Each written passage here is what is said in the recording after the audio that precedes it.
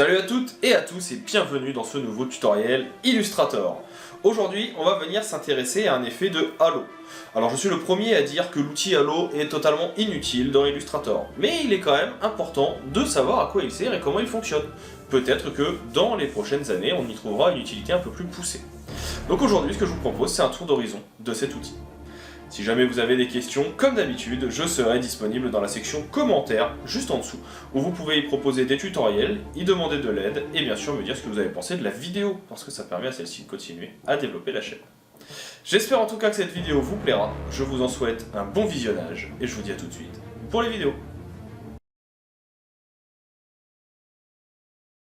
S'il y a bien un outil que j'ai longtemps dénigré dans Illustrator et que je laisse souvent de côté, c'est celui de Halo. Je trouve que c'est un outil qui n'est pas forcément adapté et un petit peu complexe à utiliser. Malgré tout, il est important d'en faire une présentation et c'est pourquoi aujourd'hui je m'y attelle. Il se trouve dans les différentes formes primitives que vous avez. Rectangle, ellipse, polygone et donc Halo. Le principe du halo, c'est que vous allez pouvoir venir tracer une forme.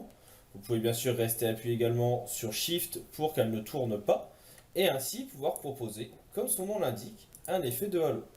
Vous pouvez bien sûr ensuite le déplacer avec votre flèche noire. Vous pouvez venir, et c'est là où il est un petit peu plus intéressant, le mettre sur un fond qui va être de couleur, par exemple de couleur noire, pour avoir quelque chose qui soit plus visuel. Ici, je vais faire un clic droit et une disposition en arrière-plan pour vous montrer. Ici, on a un halo qui va être blanc.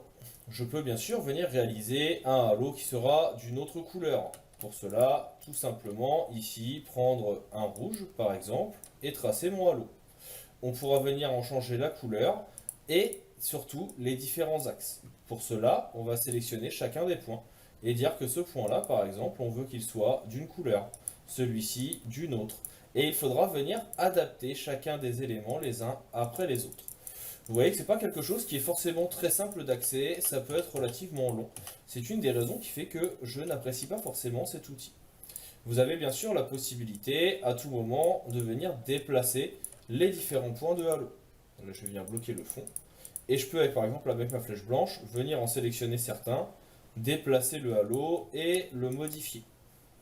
Si je regarde celui-ci depuis un panneau différent, qui est le panneau aspect, on peut voir que, eh bien, il n'a pas forcément d'effet de fond ou de contour spécifique, ce qui complexifie encore plus cet outil. C'est pour ça, encore une fois, que personnellement, je ne suis pas un grand fan. Malgré tout, vous pouvez venir double-cliquer sur l'outil de Halo, vous permettant ainsi de créer des spécificités à celui-ci. Alors, on va venir ici décaler notre panneau aspect. On va double-cliquer sur la partie Halo pour pouvoir en créer un nouveau. Donc là, vous voyez, je double-clique. On va ainsi pouvoir venir hop là, le créer en un peu plus petit, que ça soit plus facile à voir. Je double-clique et donc là, je vais pouvoir avoir les options. On va pouvoir venir modifier le diamètre de notre halo.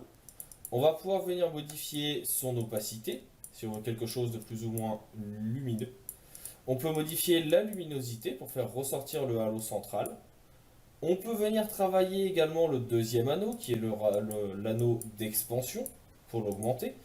On peut venir choisir le nombre de rayons. Plus le nombre de rayons sera important, plus la visibilité sera également à accentuer. Donc ça, il faut en tenir compte. On peut définir leur longueur pour qu'ils aillent plus ou moins loin et leur tolérance. Enfin, sur la partie tracée, vous pouvez venir définir, vous voyez, où je vais placer les lens flares, c'est-à-dire les rendus de notre halo avec ici quelques petits éléments qui vont apparaître. On peut définir le nombre de lens flares ou d'éléments qui vont bouger. On peut définir les tailles de chacun d'entre eux et leur emplacement et la direction dans lesquelles ils vont aller. Donc vous voyez que ça permet de pouvoir venir réaliser des halos un peu spécifiques, un petit peu graphiques. Et bien sûr, vous avez toujours à un moment la possibilité, si vous le souhaitez, de pouvoir venir sélectionner juste certains points, de venir les déplacer, les adapter. Donc ce n'est pas un outil qui est relativement compliqué. Il est assez simple, mais encore une fois, ce n'est pas quelque chose que je trouve graphiquement très utile et très simple à prendre en main. Il faudra venir travailler pour le modifier si on le souhaite, la partie dégradée. Vous en avez plusieurs qui peuvent être utilisés. Mais comme vous le voyez, ce n'est pas toujours optimal, il y a beaucoup de complexité et d'éléments qui ne marchent pas. Personnellement, c'est une des raisons qui fait que je n'apprécie que très peu cet outil. Il est très dur à modifier, très complexe et il n'est pas forcément adapté. Moi, je suis plutôt utilisateur, si ça vous intéresse, du Halo sur Photoshop. On a déjà fait une petite vidéo que vous pouvez retrouver en haut à gauche ou à droite, je ne me souviens jamais, qui sera plus adapté. Mais en l'occurrence, malgré tout, si vous êtes sur une illustration que vous souhaitez vectorielle, vous avez quand même la possibilité de travailler avec cet outil. Je ne le recommande pas, mais il existe. Voilà pour la petite présentation de l'outil Halo. Si jamais vous avez des questions, n'hésitez pas. Si jamais vous avez des remarques, des besoins en tutoriel ou autre, je resterai disponible via la section commentaires. Et moi je vous dis maintenant à bientôt pour d'autres astuces, d'autres tutoriels et d'autres techniques des logiciels Illustrator, Photoshop ou de la suite Adobe.